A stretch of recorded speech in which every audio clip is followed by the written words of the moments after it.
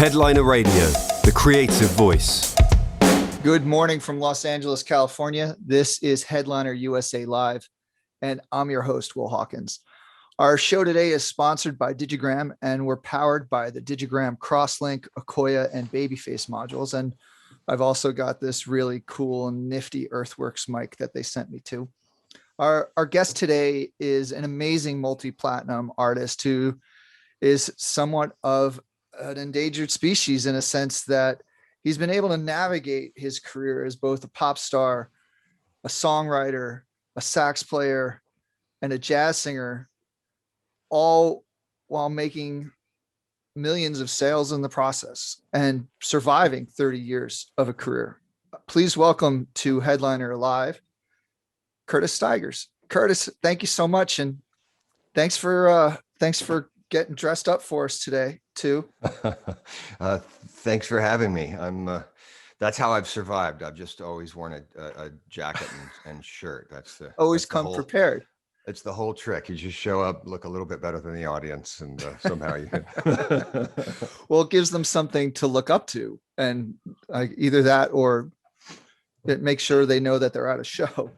Or something to critique. You know, he didn't quite get a good enough starch on his shirt. Anyway. Well, again, thank you so much for being here today. How have you been navigating the last 18 months? What have you been up to? I've been here in my kitchen. I've been home. You know, I make my living on the road. I make my living selling tickets and putting butts in seats.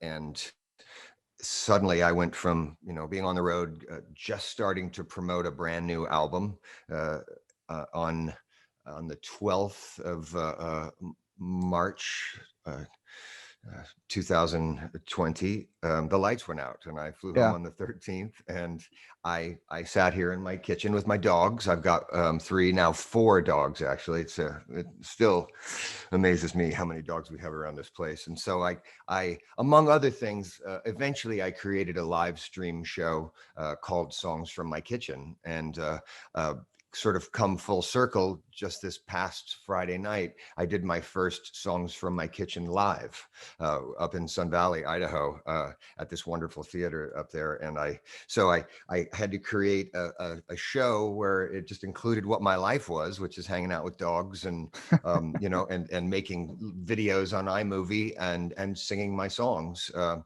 I created this thing that allowed me to stay in touch with my fans and promote my latest album, and it also stretched me. I had to learn how to use iMovie. I had to learn how to edit and how to light things, and I had to really teach myself, this old dog, some new tricks, and it's been fun. I hate to have had fun during the pandemic, but artistically, it's been just like a year and a half of, hey, what would you do if you couldn't do what you do for a living? And so I sort of figured it out. Didn't make any money, but I had a great time, and I think I grew artistically quite a bit. I think there's something to be said about a pause like we've experienced. I've had friends that even likened it to being in jail. But as I've gotten older, I've embraced a lot more of the Eastern philosophy of living in the present, and the idea that things in life that are meant for you will find you. And to be able, whether it be a prison or a jail or a pandemic, if the choice is taken away from you where you are, the choice of how you deal with where you are is still yours. And what you make of it, and what you continue to do with yourself to nurture yourself psychologically, emotionally, physically, that's really in your hands. So right. And I didn't really think about all of that. I was just like, I'm bored and I'm not making any money. What should I do? And looking back, and that's kind of how I create, is I'm just sort of instinctual, and I do what I want to do. I find 10 songs I love. I don't really think about how they fit together, but I listen a lot, and I write a lot. And at the end of the process, I look back and I realize, oh my God, these 10 songs have this obvious theme that really fits what I've been going through the last couple of years or whatever, or some point in my history. So it's for me, it tends to be instinct. And that's what I did with this. I just followed my instinct. My instinct was at first to be afraid of the live stream thing, to be afraid of what we're doing now, because I saw and heard so many terrible ones at Right. first, before people had the technology down and before they figured out that they couldn't just throw their their telephone, up on a tripod across the room and sound any good. You really do I did have to invest in a camera and, get out my fancy mics. I got a Focusrite. Yeah. Focusrite's great. They make this great little red box. I can't remember what it's called. I think it actually has red in the title, but it's this, I'm looking at it right now, and I just plug my mic into it and it goes into there. Yep. That's the one. It's my baby. I mean, that's my girlfriend right there. I've been having an affair with my Focusrite. Don't tell my wife. It's just the best thing, because I can plug a fantastic Audio-Technica studio mic into my little laptop and sound pretty good. It's and you made a good point too. Of the first month or so of the pandemic, our Facebook Live was just littered with really bad situations. I have a good friend of mine, David Sparrow, who's also a very talented songwriter, and he was doing live streams from his bedroom, and I'm like, dude, make your bed. and finally it didn't take him long to be able to move from his bedroom to creating a stage for himself. And I think at the beginning, a lot of us just didn't know how long this thing was going to last. And I think once we realized that this was a long-term issue that we really had to embrace, going back to the whole prison jail thing, it's like, once you accepted that this is what at least the immediate future was going to be like, we were all able to make better decisions for ourselves. And well, I mean, I started out lucky too. I mean, this is a hell of a nice prison. I have for my friends in New York City or in London that were locked in their, 1-bedroom apartment, 1-bedroom flat, with a family, and then trying to create as well. I mean, I so felt for them, because I have a nice yard and a garden, and I had a couple of outdoor heaters, so I could, through the cold winter, I was outside drinking bourbon under a heater, just to keep some sort of normalcy, even though it wasn't normal at all. But I consider myself incredibly lucky compared to some of the artists and musicians that I know that were stuck. I think you made a good point, though. Is a lot of musicians, myself included, a lot of artists dug deep and found different aspects of themselves. And I think, again, that pause and that time to be able to dig deeper without distraction, whatever that distraction may be, whether it be your day job or being on the road or whatever it is, to really find the better parts of yourself. Where are you? Where is that beautiful kitchen located in?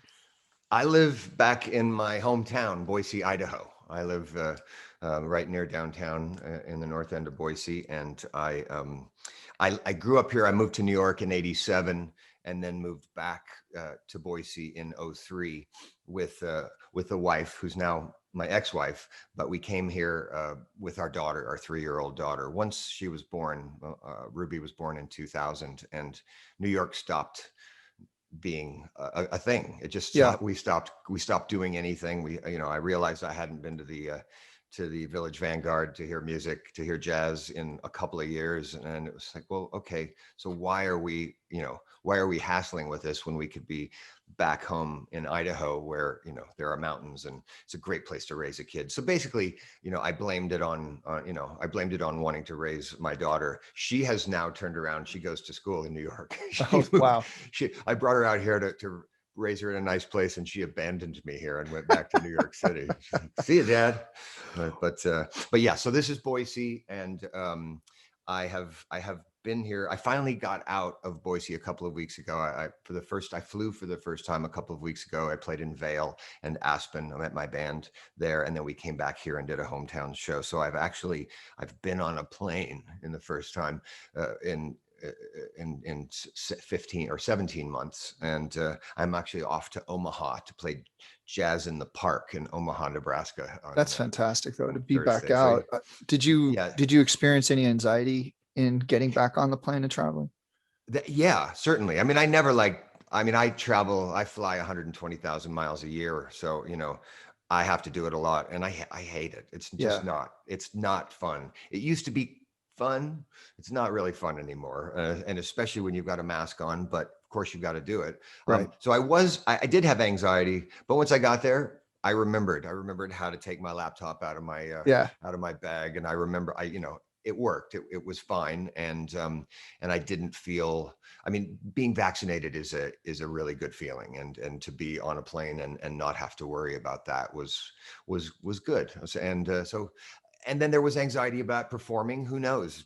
Do I remember how to do this? Are we going to remember these songs? And my band and I, the first night in Vail, we killed. We had a great time. Everybody played great. I'm sure I sounded a little rusty here and there, but for the most part, I remembered how to do it. I remembered how to communicate with an audience, and it was just great. It was great. It was great to finish a song and be able to hear the applause as opposed to on a live stream. It's like, da da da. Are you there? Yeah. Oh yeah. Oh yeah. I bet you enjoyed that. So when you ended up in New York in the 80s, right before you got signed, what was your life like then? Where were you? Where were you working? Where were you living? Like right before everything hit. I had a ball. I mean, I got to New York, and I had a record deal about 3.5, maybe 4 years later. And in that time, I had some of my most amazing fun of my whole career, of my whole life. I was 21 when I moved to New York, and I started going to the blues jam sessions because I'm a saxophone player, but I'm not really a jazz saxophone player. I can sing jazz. That's, a specialty of mine. But as a saxophone player, I play rhythm and blues. I learned how to play saxophone listening to Jimmy Page and BB King. That's I wanted to be Jimmy Page when I was a kid on the saxophone. And so I started going to these sessions, and I met, I'd meet some guys and they'd like me, how I played sax. And actually the first show I ever did, I played saxophone at this little Irish bar that is not there anymore, on Lower Broadway, just below Canal Street, with Joan Osborne, who was also brand new to the city. Do you remember the name of the place that's not there? No, well, it was like O'Shaughnessy's. It was just below, it was one of a million Irish bars, and it was kind of a new one. It wasn't an older one. It was one that had just gone in, and so that was, one of my first paying gig. It was my very first paying gig, actually. I think she paid me $30 or $40 because she wasn't getting much. So I got into the scene that way, and then I'd play with somebody, and we'd play 4 sets, and the singer would either get tired or run out of songs. So I'd say, well, I can sing one, and I'd sing a few songs. The owner or the manager or whatever would hear me, and then I could go back the next day and say, hey, remember when I was singing? I've got my own band, which was kind of a lie because I basically had to put people together every time I played. But so that was how I started, just playing in the blues clubs, playing at Mondo Cane Blues Bar and Dan Lynch and places like that, Nightingales, going to jam sessions.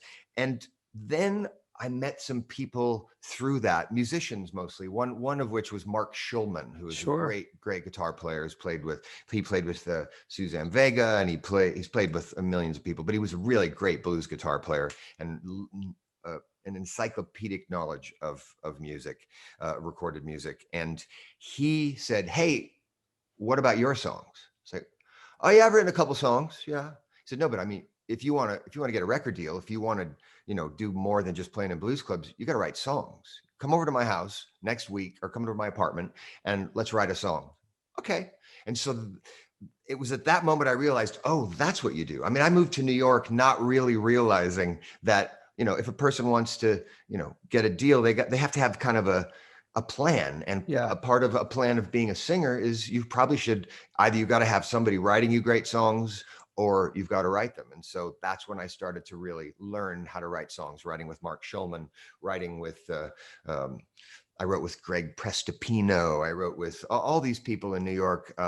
And the guy that really helped me sort of hone my thing was a guy called Wayne Cohen. And he was a jazz bassist and a jingle producer who really knew how to write pop songs and really liked what I did. And so having an appointment to go see somebody to write a song is the only way I get a song finished. Yeah. You know, usually, certainly back then, it was just, oh shit, I've got to. Hope I can say that on TV. Yeah, you Oh can. heck, I've got to have lyrics written, you know, in 2 hours when I go meet Wayne or I go meet Mark. And so I'd have to sit down and do it. It was like it was like school. It's like I would do the work when it needed to be done. And I think that Having a nervousness was deadline, maybe. having a deadline, and also the kind of the nerves of it churned my creativity and usually allowed me to find things in myself that I didn't know were there. And Right. so anyway, the thing that got me the record deal though was, in the middle of all of that, I'm playing at the bitter end and doing showcases with my songs, with my cool top-notch musician bands. But I also got this gig through a friend of a friend at a restaurant on the Upper West Side called Wilson's Restaurant. It was on 79th, just off of Amsterdam. And it was kind of a big kind of, and I mean this, I just descriptively, kind of a big yuppie, light pink restaurant bar, great place to have brunch, and some show business folks, who lived in the neighborhood would drop by. Cleavon Little used to drop by, and Peter Riegert, and it was a cool place. I met a lot of character actors when I played up there. And every Sunday night, this little jazz trio and I was part of the trio. Paul Tillotson was the pianist, late great Paul Tillotson, who I grew up with here, and he moved to New York. And Joe Pelletier played bass, and we would play with this jazz trio with no drums, pop songs, blues songs, jazz songs, anything we wanted. I'd grab a song and we'd figure out how to fit it into that format. And that's where I really got discovered and signed. By the time I was signed, at some nights there would be, the head of A&R for Epic and Clive Davis, the president of Arista Records, and all these in the same crowd sitting and listening to me. Meanwhile, I'd ridden to the gig on a subway and I'd eaten a piece of pizza to not go hungry that day. I wasn't making any money, but I got a free meal and as many B-52s as we could shoot after the gig, and suddenly I had a record deal with Arista Records, and I was sitting in Clive Davis's office, looking at his picture of him with Springsteen and him with Janis and him with Miles Davis and him with Whitney. And I thought, well, I should probably go here. Guilty by association. You got some good people around you. Yeah. I mean, it made my young, struggling brain explode. It's like, oh my God, I could be, in this crowd and everything's going to be great. Well, and a lot of things were great. And I did have a hit record my first time out, a hit album. But I also realized that with that kind of success, and when you deal with somebody like Clive Davis, who has really strong opinions about what music should sound like on record, you also might run into some creative control issues that we can talk about or not. But Clive and I went. And I was telling you before we got started, I've spent the last week, I listened to your whole entire catalog. I listened to every song, your whole entire catalog over the last week. And I found it really interesting as a songwriter, as a singer, a musician myself, the leap you made from the first album to the second album. And you went from a very Glenn Ballardy pop record. Glenn Ballard was the producer on that first one. And then that second one you did, you had a couple different producers working with you, but yet there, other than the songs that Glenn wrote and produced, there was a really nice continuity between that. And I found that second record to be really wonderfully organic. Well, thank you. And it was 89 when that first album came out, right? No, 91. 91, right. It was released. Yeah, don't ever say I'm an 80s artist. I'll come So 91, but it still had that kind of pop star sheen to it. But that second record was really stripped of all that. Well, I was trying really hard to do that. And that was the battle with Clive was, I wanted, when I made that first record, I really sort of thought I was trying to follow in the footsteps of John Hyatt and Bonnie Raitt, and with a little Al Green thrown in there. That's where I was going. And particularly because of Clive and him looking over our shoulders, and also, you know, the way Glenn worked at that time. It was really, he made me a pop record that Clive, you know, really breathed down our neck to get us to make. And so the songs, I'm proud of the songs. I still play a few of the songs from my first record, several of the songs from my first record, because they're my babies. I wrote them. But when I listen to the production, I think, well, that sounds like 1991. That sounds like really thick, layered stuff with, it wasn't where I was headed. So that second record, I tried really hard to take the sheen off and to make it sound like the records that I liked, the, you know, John Hyatt, Bring the Family, that kind of a thing. I got part of the way there in some of the songs, and some of the songs were a little, it was also, I mean, to me, it feels like it's all over the place, that record. And it's very kind of you to say that it sounds like there's a thread. I'm going to have to go back and listen to it, because making that record was both really fun and an absolute nightmare, because Clive kept saying, no, it's all wrong. We have to throw this all away. You have to re-record it again. Find another producer. So I started with Glenn, then I went to Danny Korchmar again for a couple of songs, and Clive kind of threw a lot of that away. And then, I worked with Stuart Levine, who I don't even know if any of the stuff that I recorded with Stuart Levine even made it on the record. I mean, there's two tracks from Stuart. Okay. Yeah. I can't, it's been so long. But there was stuff that just got thrown out. There was a whole song that Bob Seger wrote and had given to Clive for Whitney that I recorded, I think, 4 times with 4 different producers. Cost a fortune. At the end of it, Clive sent Bob Seger the final thing, and he said, "Oh no, I sent you that for Whitney. I was only for Whitney. I'm gonna if somebody's gonna record that, it's not Whitney. I'm gonna do it." And so, Jesus, what song did that turn out to be? $100,000 later, it was a song that Bob did record. It's called Chances Are, one of the many songs called Chances Are. It was a good song. It was nice, and Clive gave me a lot of songs that I didn't really love. And that, was part of the battle, was getting him to, let me record my songs and songs by other people that I liked. But that song was good, and Bob recorded it. It wasn't a hit. It was just, a good Bob Seger song. I mean, I love Bob Seger. I think he's a great singer. No, he's terrific. I mean, here's some of the producers that you had on that album. You had David Foster, Brian Kilgore, Glenn Ballard, Danny Korchmar, and then you had our mutual friend Nico Bolas working at mixing and engineering, who's an absolute prince. But to be your age on your second record, to be able to still have the wherewithal and to force that struggle for that. Again, I went back. I think it's a really beautiful record, and you followed it up with another one that was also very Americana, like John Hyatt-ish too. That one, Brighter Days, was my third record. It came out in '99. It's kind of a tricky thing, but I managed to get off of Arista Records. It just was clear to Clive and to me that we were never going to meet eye to eye as far as music. And so I managed to get off the label, and Columbia signed me. They kind of purchased me, and Donnie Einer was the president of Columbia at the time, and he'd been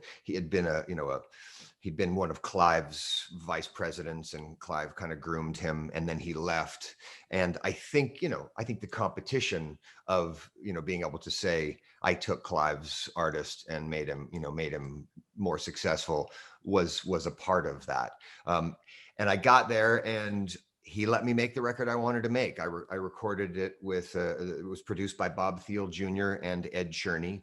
And Ed Cherney, the great engineer, also recorded it and mixed it. And we had Jim Keltner on drums, Benmont Tench from the Heartbreakers, Val McCallum played guitar, Greg Lease played pedal steel and all kinds of guitars. It was heaven. I mean, there's so many more people on this record.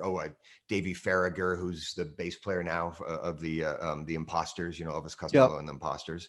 And it was heaven. I really got to make the record I had been trying to make, something that was more organic and more that sounded like a band. There's some ear candy in there. There's some loops and things like that, but it was what I wanted to make. Unfortunately, the floor dropped out from under that record right before it came out, and no one heard it. They felt so bad, Columbia, that they gave it back to me. They'd released it in America. They'd released it in America, but they hadn't released it abroad. And so they just said, you can have it. You can have the masters. They even sent me a bunch of punch out copies of the CD. So I'm still selling those, and I licensed it in Europe and at least got it out there. I still own it if anybody wants it. It's called Brighter Days. It's a great record, and I listened to that a couple of times yesterday, and it really reminded me of the other great like Americana pop artists that were out at the time, like the Wallflowers, Sean Mullins. It's got some Train and some Chris Isaak vibe to it also. Sure, that was definitely, I thought I could break into that world. However, the PR perception thing is so strong at radio in particular. Yeah, And with I AAA radio. I wasn't a AAA artist. Yeah. I was an AC artist, and that was it. It was just like, well, I'm not going to listen to that. So they dropped you in that AC bucket and they wouldn't let you out. Yeah, and the guy who was supposed to promote it at AC walked out of the building like 2 weeks before my record came out. So it just he was gonna push it through and get it. It was so disappointing, especially because you spend years or making a record. You spend at least many months and your heart and soul, and if the record comes out and it doesn't get ads, if it doesn't get it added to play enough playlists at radio stations, it's a failure immediately. And that's what I realized pop music was. At that moment, it all dawned on me. If I make a record, no matter how good it is, if it doesn't get on the radio right away, it's not good. It's not good in the eyes of the business. And that was the moment I thought, all right, I want out of this business. Yeah. I don't want to be in the pop business anymore. I don't want to be part of the hit making machine. What I want to do is to play the music that I love. And I grew up studying jazz and playing jazz. And I had been playing jazz throughout this period. I was just doing it quietly with friends and clubs, and occasionally doing a tour of Denmark with my jazz star Danish friends. And I'd kept that up. And so I had a connection to Concord Records through my mentor and dear friend Gene Harris, who is one of the legends of jazz piano, who happened to live in my town, and so I had a connection to Concord. I called my friend Michael Brecker, the late great Michael Brecker, a jazz saxophonist who'd been my hero as a kid and become my friend in the 90s, and I called him and I said, I'm thinking about doing this. I'm thinking about just walking away from the pop world, not trying to get another pop deal, and just making jazz records. And he said, jump in, the water's nice. You're going to like this. And he was right. Now my career is about playing music for people who want to hear my music, right. not making music for, guys at radio stations that are have corporations breathing down their neck, telling them they gotta have this. It's got to be this, and you can only play 5 songs. Oh, it was such a relief. It also was a huge pay cut. No longer was I getting big advances for my records that supported me for the year or for 2 years.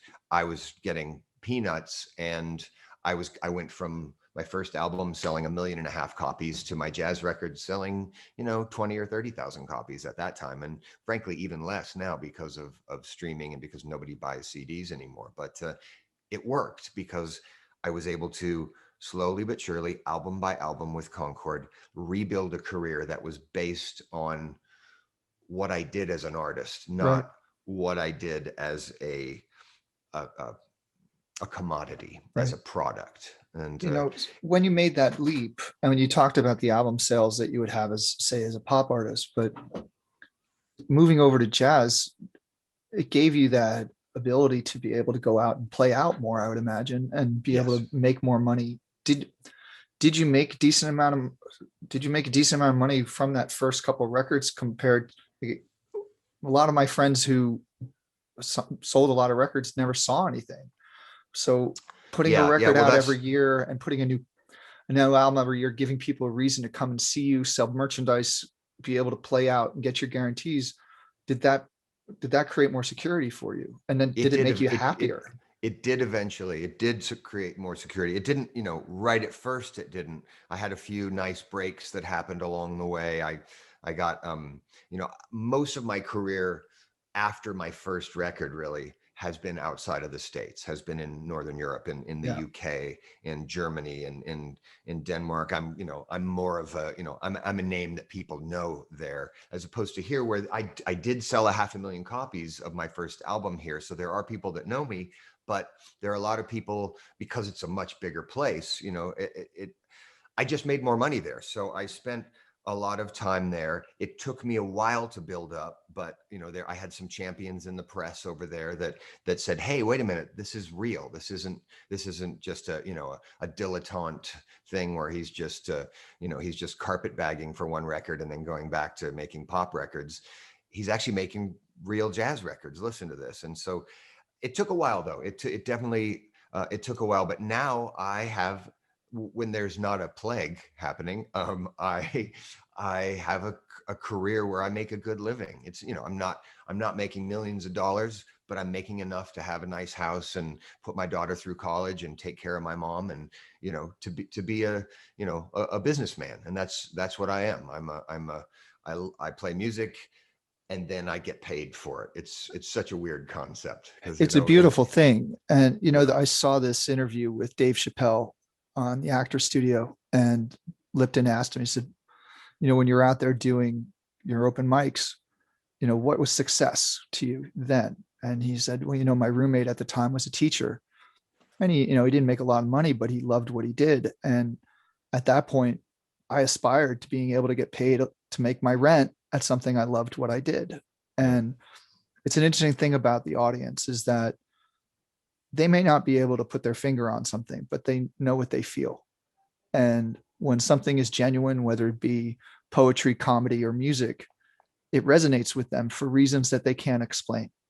But it all comes from the heart and from the love of it. And they can see through the bullshit. People, there certainly is a nice handful, a big handful of people who honesty is what they're looking for. They're looking to just be touched. And excellent. I think people kind of have lost, just they don't know where to look for that anymore. They're given so much bombast, and some bombast is really fun. Don't get me wrong. I love showbiz, and I love good dancing and all that, but there's something about being in a room where you're fairly close to somebody and they're telling you a story with a great song. There's something about that's what moves me. So I seem to have found a pretty good number of people who are interested in that from me as well. And then you surround yourself. I have been able to surround myself with amazing musicians, great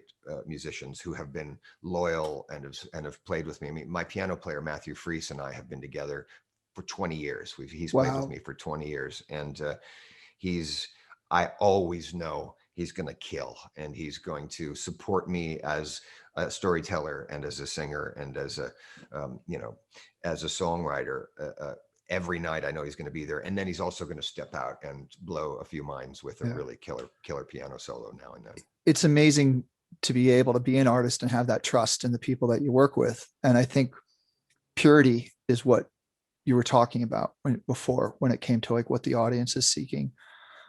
I know you've got that guitar sitting in it right behind you. Do you think maybe you could grant us with a song? Sure. Now I've just been talking about what a great jazz band I have, and I'm a very ham-fisted singer-songwriter type guitarist. But we'll see. Why don't I play? I'll just play "I Wonder Why." That's my first single from my first album that ended up being a top 10 hit all over the world. It's the reason I'm here basically with you, is because of this song. It's what kicked things off and got me on the Tonight Show and got me on shows all over the world. And I don't do it like I did it. I mean, the original version is like a big Philly soul thing with lots of strings and horns, and it's gorgeous. I'm happy. I'm happy it sounded like that then. But you know, when I play it, I just play it like a singer-songwriter. Love is a hunger that burns in my soul, but you never notice the pain. And love is an anchor that won't let me go. I reach out to hold you, but you push me away. Then you always convince me to stay. And I wonder why we hold on with tears in our eyes. And I wonder why we have to break down to make things all right. And I wonder why I can't seem to tell you goodbye. Yeah, I wonder why. Well, I'm no angel with my selfish pride, but I love you more every day. And love is an anger that builds up inside as the tears of frustration roll down my face. Why does love always have to turn out this way? And I wonder why we hold on with tears in our eyes. And I wonder why we have to break down to make things all right. And I wonder why I can't seem to tell you goodbye. Yes, I wonder why. I don't want to fight again tonight about the little things. Let's see. I can't see it. Wait a minute. There we go. I don't want to fight again about the little things. That's not even it. Forget it. And I wonder why we hold on with tears in our eyes. And I wonder why we have to break down to make things all right. And I wonder why I can't seem to tell you goodbye. Yeah, I wonder why. Oh, baby, I wonder why. Wonder why I don't even know the bridge to my own song. Yeah, baby, I wonder why. Love, love, love is a hunger.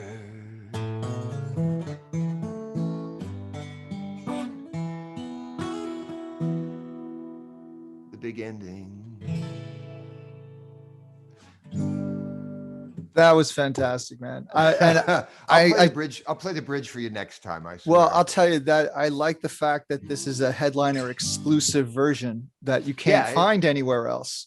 You really got to cut out the bridge if you want the big hits. It's not just in case you're wondering, it's not an E flat it starts, it's on a B flat, and that would have been fine. But I've got this other song that anyway. This is what I have to deal with at home. You know, when I'm on the road, I've got a piano player. He knows all the chords. I don't think you're the only songwriter out there who isn't sure of all his material. Sinatra used to have, his lyrics on a monitor on the floor. Absolutely. So, and I gotta, let me address that really quickly.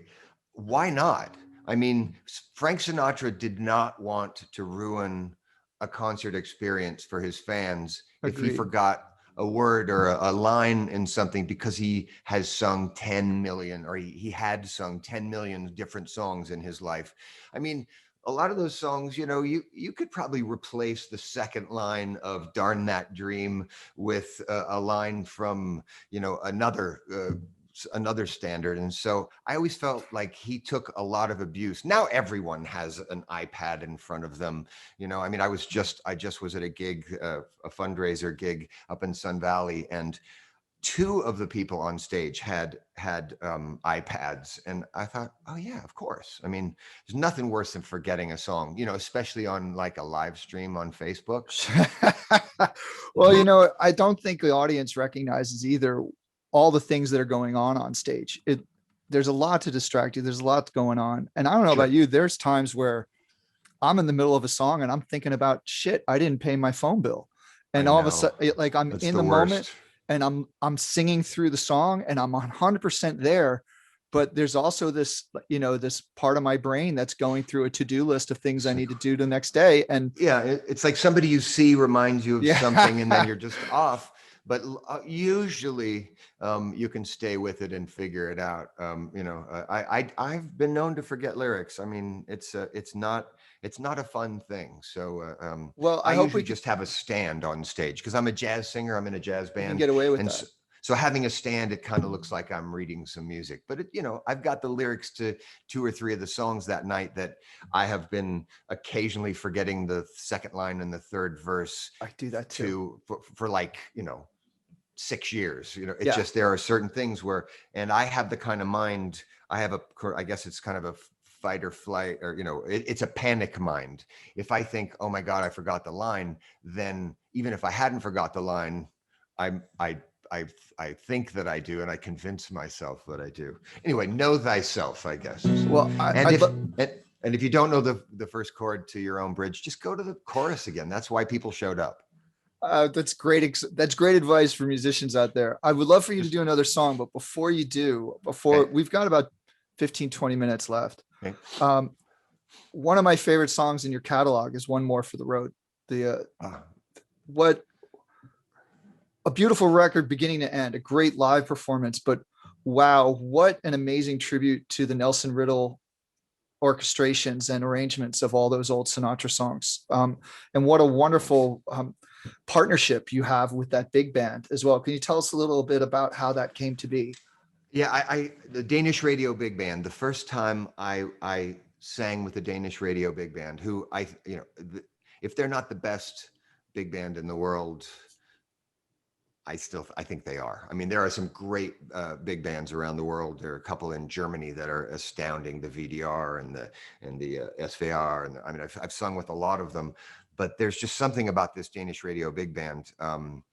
And they just invited me. They hired me to come over one January, just after Christmas, to do an evening of songs that Sinatra had made famous. And it was the idea initially was that we were going to do a tribute to a particular album, the 1966 album, Sinatra at the Sands. And it was him.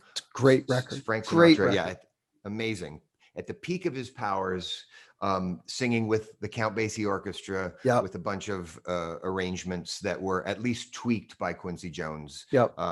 So Quincy was involved, and the Basie Orchestra, and it's a great record. So we did this concert, and it was great. I went over, I rehearsed for a couple of days. I drank some Danish beer. I sang a bunch of songs that I'd known since I was a kid, but had never really considered recording, because you stay away from that stuff, especially when you're a young artist. You don't want to just be, the guy who does Sinatra stuff.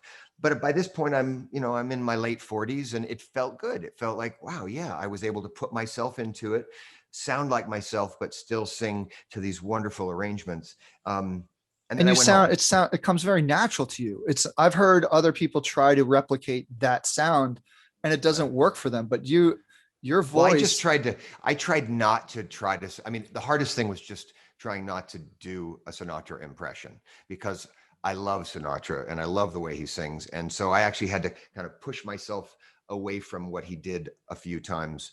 Other times, though, I mean, he did some really cool stuff on when he sang those standards, those songs that he made famous, that you kind of just got to do. So It was a mixture of staying true to what he did and what Nelson Riddle and Billy May and others wanted the stuff to sound like, but still be me. And so I went home at the end of that. I think we did 2 nights of that show, and then I went home, and it had been recorded for Danish radio, and they broadcast it, and they sent me the MP3s.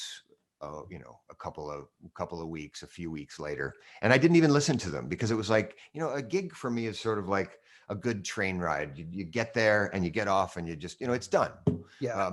And I didn't really want to listen to it, but one time, I don't know, maybe a month or 2 after it, I just popped it on. I just said, oh, I wonder what that sounded like. And it was really good. It just sounded, they had recorded it amazingly, and the band was great. And I listened and I thought, wow, that's really cool. Sent it to my manager, and he said, my wife and I just listened to that during dinner. It's incredible. We got to get this to the record company. So it was an accident. It wasn't meant to be a record. I gave it to the record company, to Concord, or I showed it to them, and they said, well, they're it's Sinatra's 100th anniversary. There're going to be too many. There's going to be a glut of Sinatra stuff. We're not going to put it. We won't put it out now. And then it turned out there was not a glut, and the vice president of the company came back to me and said, "Hurry, we got to rush this out and get it out." So we didn't actually get it out for the 100th anniversary. It probably, it's sort of the story of my life. Timing is everything, or is nothing in my. And so we put it out like the year after the Sinatra thing, but it got a lot of attention. People really liked it, and since then, every January for like 6 or 7 years, I've gone over to Denmark, and we do a tour of Denmark every year with that material. And each year we add more stuff. We add some of mine. We throw in a Dean Martin thing. We throw in a Sammy Davis thing. We throw in a Count Basie thing. And it's been not just a nice way to make a living in January, aside from the constant rain and 40-degree or 35-degree weather, but it's also been fun, amazing actually, to play with that fantastic band every year. I've become good friends with them, and both musically and personally. And plus, I just love Denmark, even when it's raining and it's 35 degrees. Well, I think as a massive Sinatra fan, and those reprise years, my favorite part of his career. I think you did a wonderful tribute to it, but it also is very much you. The voice is very much you, and you made it very much your own. Thank you. I think it's one of the strongest parts of your catalog. And then you made the jump recently to Universal with the Gentleman album. Yes. What was that transition like, going from the big band back to and before I even ask that question, I got to say this too. In looking, and this audience should know this too, as far as the song choices that you make for these so-called pop standard jazz records, you go from Tom Waits to Bob Dylan to the choices you make there's a lot of courage behind those, and you make so many of those songs that are like considerable pop songs into jazz standards. That's what Ella did. That's what Billie Holiday did. That's what Miles Davis did. That's what all the jazz guys, most of the jazz artists in the history of jazz, have taken pop songs of their day or of the previous day or decade or whatever, and turned them into jazz tunes. And I kind of made that my goal, or one of my goals, besides trying to write modern sort of jazz or standards, which is hard. It's really hard, and to do that and not sound like you're just not sound fey and dorky, right. But to be able to take a Tom Waits song or an Elvis Costello song or a Kinks song. I mean, I've country songs are really great too. I did a Tom T. Hall song on this new album, Gentlemen. I've recorded Merle Haggard song, a couple of Willie Nelson songs, and then the cool singer-songwriters that I love: Paul Simon, Tom Waits, Elvis Costello, the Beatles. They continue to write songs that are every bit as important and perfect as Irving Berlin and the Gershwins and people like that, whom I love as well. So I love the idea of having an Irving Berlin song sitting right next to a Tom Waits song, sitting right next to us, a song by Ron Sexsmith, and all of those artists that you mentioned, I mean, when you look at what their influences are, I mean, Elvis Costello's father was a big band leader. Yes. Paul McCartney was a huge fan of the pop standards of the 50s. You do Billy Joel, who's just all about jazz, but one of my favorite versions of a pop, well, in this case, it was almost a pre-punk song, was Joe Jackson's Fools in Love, which I thought was just brilliant. And it's just like every little bit. Oh man, it's just that you make that song groove. But Joe Jackson's background is in jazz, and he's a sax player as well. Yeah. No, Joe is, it's funny because those first few Joe Jackson records were they had so much of that kind of British punk attitude, although he would tell you, no, that wasn't punk. That was just pop. It kind of is his personality, that edgy punk, and he's infamous for not allowing his bandmates to improvise. He's written every single line that you're hearing. Yeah. And there are arrangements to, no matter how punk it may sound, he's written every single line that they're playing. So what's coming up next for you? I know you got a string of dates coming up. You're going to be in Europe. You're going to be in London. For those of us, my headliner mates that are out in London, Curtis is going to be there in October. Yeah, well, the end of September 30th through October 3rd. You can see all my dates at curtisstigers.com. I'll be in Denmark for a week with my band in October. This is all hoping that that things stay the way they are, and lockdowns don't happen again. I mean, it's just so touch and go and scary. Who knows what's going to happen? But those are the plans. And then I'll have a new album out. It's the 30th anniversary. This year is the 30th anniversary of my first album. Wow. And I have an album in the can of versions of songs from many of my records that we do now. I've got a version of I Wonder Why that we've been doing for 20 years that sounds nothing like the original one that I finally recorded, and the same with Never Saw a Miracle, and down the line. So I've got this record in the can. It was supposed to come out in September, which would have been exactly 20 years or 30 years from my first album release here. However, it's going to be coming out in February because I just couldn't get enough gigs to support it. Right. Together. So it'll come out in February. It'll still be the 30th anniversary because my first album didn't come out until the next year, until 92 in Europe. So it's officially still a 30-year anniversary album, damn it. And I'll be out on the road touring like crazy. I mean, next year, I usually only go out for a couple of weeks at a time and then come home and see my dogs and my wife and my kid. And now it's just like all bets are off. I'm going to be in a tour bus or on an airplane for the next 3 years straight once it gets going. But check curtisstigers.com. That'll tell you where we're playing. I love your versatility, and your catalog is so deep. And we're getting close to the end here, but I also want to just say how much I appreciated the left turn you made with the Sons of Anarchy soundtrack, the work that you did there, the real hardcore blues rock stuff there was just like, what an incredible, lovely surprise that was. It was really lucky for me to be connected to that because it was such a successful show. And the music for that show was so great. Bob Thiel Jr. was the music supervisor. And he just called me and said, will you write the lyrics to this thing? I did. I sent him a demo.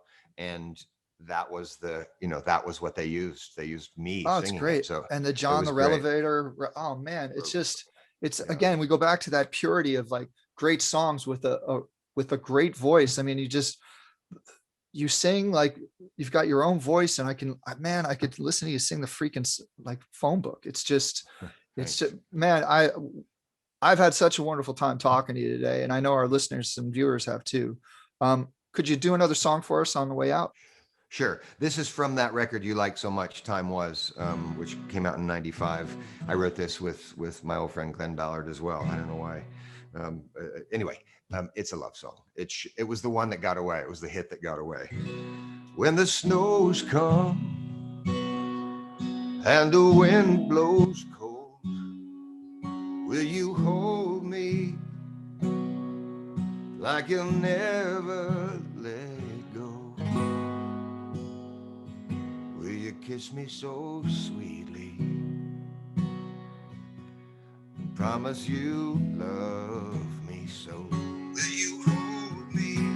'Cause I have wandered through the mountains, I have searched the streets below, but all I ever really wanted is someone to from the cold.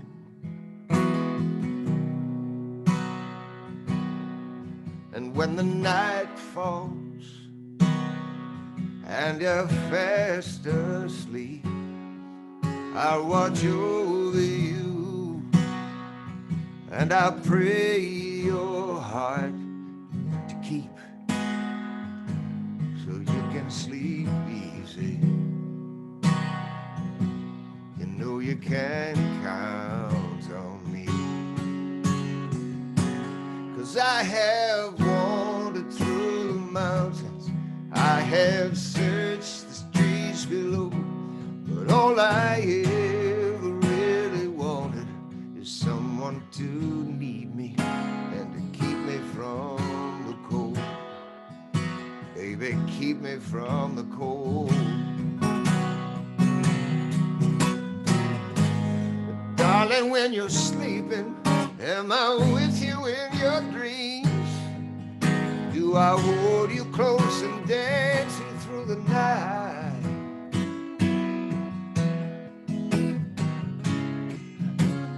When the nightmares come, will you let me be the one who kisses you and tells you it's alright? And in the morning, as the light creeps in, I will hold you as you're slowly waking, and I kiss you so softly and promise I'll never go. I never go, no. 'Cause I have wandered through the mountains, I have searched the streets below, but all I ever really wanted, someone to need me. I want you to love me and keep me from. I have wandered through the mountains, I have searched the streets below, but all I ever really wanted is someone to love me. I want you to love me and keep me from the cold.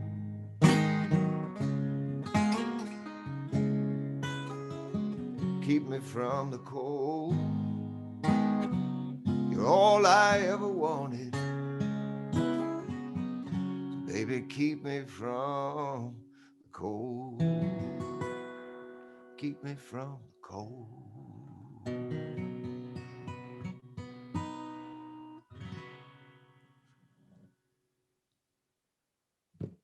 That's beautiful. I've Thank you.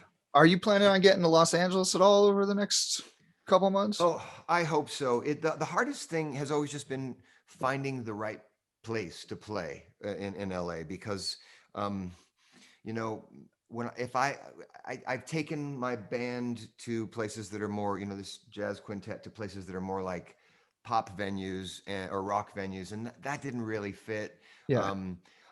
I've played at some of the jazz clubs. One that I kind of had settled into was a place called the Jazz Bakery, which is Yeah. now defunct and gone. So yes, the answer is yes. I just got to figure out how and where to do it. So that's the next step. I mean, and venues are closing right now. Yeah. After most recently, I was trying to get into the Blue Whale, which is also gone, sadly, because of COVID. That it crashed. So, but I'll get there. I'll get there. I think what we're going to start seeing more of with the venue closes and starting to see more alternative venues that are maybe pop-ups or one-offs, but Yeah. also allows the artist to make a little bit more money and have a little bit more control over who's coming and going, especially now with COVID and vaccinations. One of the maybe the most recent time that I played in LA, and it's been a while, it's been 5 or 6 years, maybe more than that. But I played a gig in Culver City at the Kirk Douglas Theater. Oh, it's beautiful And theater. Such a great theater. It was just the right size. You know, there was a lot that went into getting it done, and you know, it was a lot more work than just going into a jazz club and having everything set up. You have to rent the piano, you have to do all that stuff. But that was cool. So I might look at that again. But LA's big and spread out too. You never know, where do you play on the Strip? Do you play in downtown LA? Do you play in Culver City? Is there someplace in Santa Monica? I don't know. There is, and as someone who's been here a decade now and been playing here, it's big enough that you can play in Silver Lake on Thursday and play in Santa Monica on Friday, because you're not going to get the same people who are driving across the city like that. It's kind of like London in that case, where you can play in different areas and not affect the ticket sales. I think it's all about creating the experience and finding that right venue that really works for you. Figuring out where to do it. And that's something I actually just signed with a new agent called IMN. Great. They're one of the two big jazz agencies in the States. But they do lots of other stuff too, world music and stuff that kind of lives in that gray region that I live in, between jazz and pop and soul and whatever, punk rock. and so I'm hoping that they'll have some cool ideas, particularly for California, because that's one of the places that I haven't gotten to. I play in New York, once a year, once every year and a half, and not so much in LA. So if you have any ideas, I do. I'll send them your way. And I wanted to also just let you know, a friend of mine's name is Scarlett Rivera, who is Bob Dylan's violin player. I spoke to her last night. She's a massive fan, and she told me to let you know that she wants to play with you. So maybe I can connect the two of you. You can make something beautiful happen. I am also a fan. I have been a fan of Scarlett since the tour, since the big, what was the Rolling Thunder Review. I mean, the story of how Bob Dylan met her, he just pulled over, walking down First Avenue, pulling her into his limo. It's all, hey, you want to be in the band? She's got some great stories. She did some releases recently, and the reviews were like, she's better now than she was when she was with Dylan. Wow. So she was great. There are very few violinists who can rock and who can play in tune and play the right stuff. And man, she's the best. She does. She did. I'll make sure you guys speak. I'll make sure you guys connect. Beautiful. Curtis, thanks. Thank you so much for your time today. For all our viewers, you can go to curtisstigers.com to find out where you can get his music, where he's going to play next.